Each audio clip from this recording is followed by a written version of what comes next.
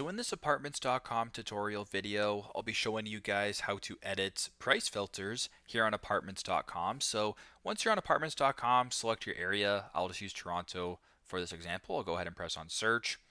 Now, once you're here, there actually is no price filter set, but if you want to change this to perhaps your price range, so maybe your minimum budget to your maximum budget, it works pretty simple. Just go to the top to where there's this bar right here where it says price, press on the drop down, where it says minimum rent. So if you wanted to go, for example, your budget, we'll just go, I don't know, 1300 to 2050.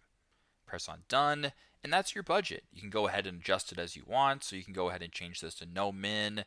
Maybe you want to go no max, that could be an option. Maybe your minimum rent will go 1500, your max will be 2750. Whatever the case, maybe you can kind of play around with it. If you want to clear it, press on clear, then you're back to what it was before. So very simple, very straightforward. This is how to edit the price filters on apartments.com. Thanks again for watching, and I hope this video helps.